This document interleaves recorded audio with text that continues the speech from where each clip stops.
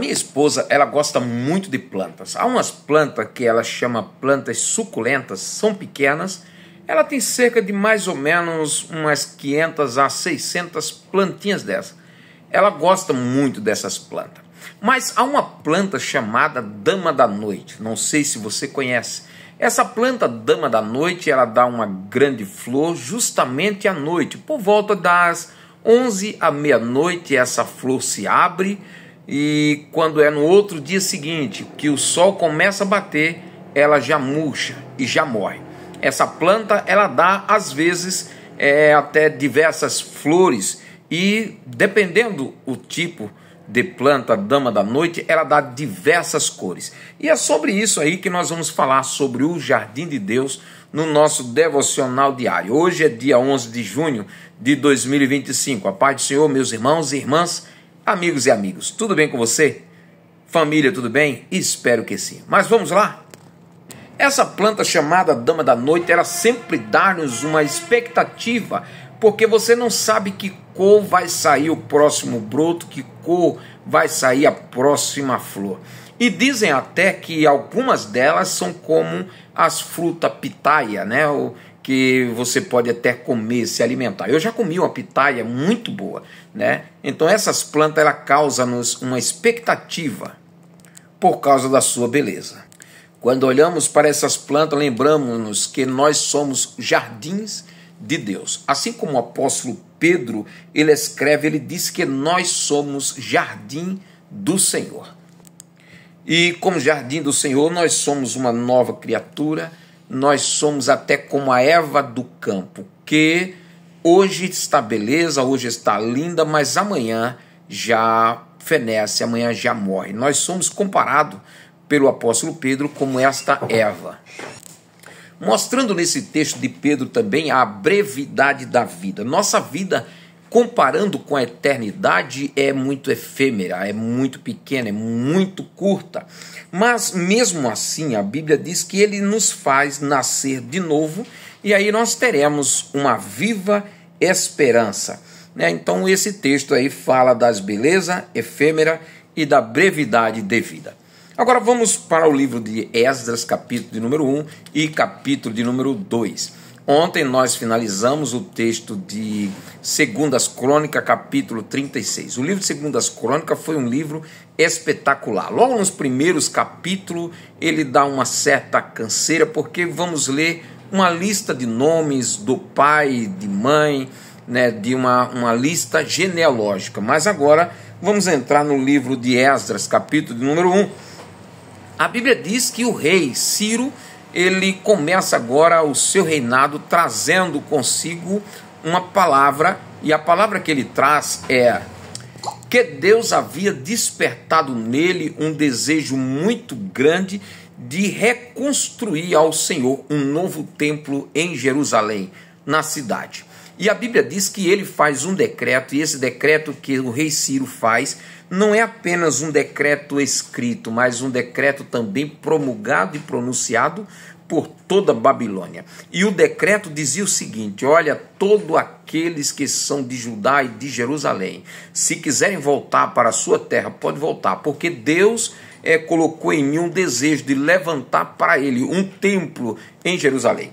E essa palavra que o rei trouxe despertou no povo de Jerusalém, no povo de Judá, que estavam espalhados na Babilônia, um desejo muito grande deles voltarem para Jerusalém e reconstruir novamente o templo do Senhor.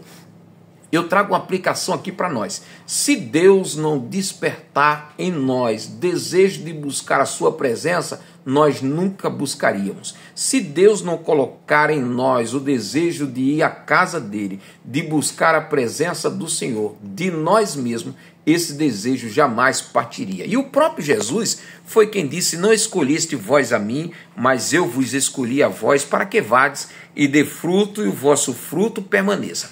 Então essa ideia de que você veio para a igreja, está na igreja, porque um dia te deu vontade, te deu desejo, pode tirar o cavalinho da chuva. Se não é o Espírito Santo que lhe convença de pecado, se não é o Espírito Santo enviado por Deus na sua vida e te dar o desejo de você vir ao templo, buscar a presença de Deus, de você mesmo, jamais surgiria tal pensamento, tal ideia, tal desejo.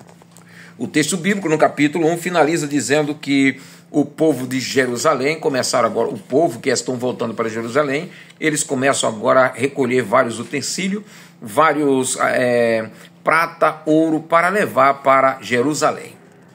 Agora vamos para o capítulo número 2 de Esdras. No capítulo número 2 também traz aí uma lista dos judeus que voltaram do exílio para Judá, para Jerusalém. A Bíblia traz aí o nome de alguns líderes. Vou ler o nome de 11 líderes: Zorobabel, Jesua, Neemias, Seraías, Relaías, Mordecai ou Mardoqueu, Bilzai, Mispar, Bigvai, Reum e Baná. São 11 líderes que traz aí esse povo para Jerusalém. E o povo vão, e a Bíblia diz que chegando lá, eles têm muitos presentes, eles têm muito ouro, muita prata, e tem também animais para sacrifício ali em Jerusalém. Agora vamos para o Evangelho de Jesus Cristo, segundo escreveu o evangelista João, capítulo 19, versículo 23 ao 42. Nós lemos ontem que Jesus agora estava nas mãos dos soldados. Os soldados vestiram nele uma túnica, vermelha, e agora a Bíblia diz que levam Jesus para crucificá-lo. Chegam, crucificam Jesus, e após crucificá-lo, eles pegam a veste de Jesus e dividem a veste de Jesus entre eles. Naquela época, quando oferecia-se o sacrifício da Páscoa, o cordeiro pascual, a pele, o couro do animal era tirado e era sorteado para um dos sacerdotes. Foi justamente isso que aconteceu com o nosso cordeiro pascual chamado Cristo. Tiraram as suas vestes e repartiram entre eles. A Bíblia diz que ao pé da cruz, no texto bíblico, diz que estavam ali 3 Maria.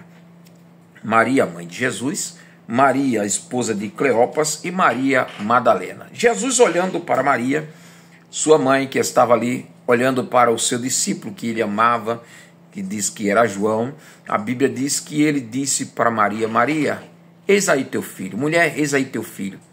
E falou para ele: eis aí tua mãe. E dali para frente, João é quem cuidou de Maria. Maria vai morar agora na casa de João. É o que diz os manuscritos. Aí vamos lá. Jesus, mais uma vez, ele brada e diz: eu tenho sede. Pegaram uma esponja, molharam no vinagre, tentaram dar para ele, e ele recusou. Quando ele pegou aquele vinagre que ele provou, ele deu um brado e disse a palavra grega tetelestai: está consumado, finalizado. Aí a Bíblia diz aí que mais tarde os soldados vieram até eles, porque no outro dia já era sábado, a tardezinha já era sábado, e não podiam ficar aqueles 3 homens ali pendurados em uma cruz. Os soldados vieram e quebraram as pernas dos que estavam à sua direita, do que estava à sua esquerda, mas quando foram fazer isso com Jesus, viram que ele já estava morto. Diz João, o escritor desse livro de João, ele disse que ele mesmo testemunhou que Jesus já estava morto, e de repente um soldado chega até onde Jesus estava, e vendo que Jesus estava morto, a maldade, a crueldade do homem é tão terrível, que a Bíblia diz que ele ainda dá uma flecha, ele remete uma flecha aí em Jesus, uma lança que transpassa Jesus de um lado ao outro. Mas isso tudo, diz o texto, era para se cumprir o que diz as Sagradas Escrituras. João testemunha.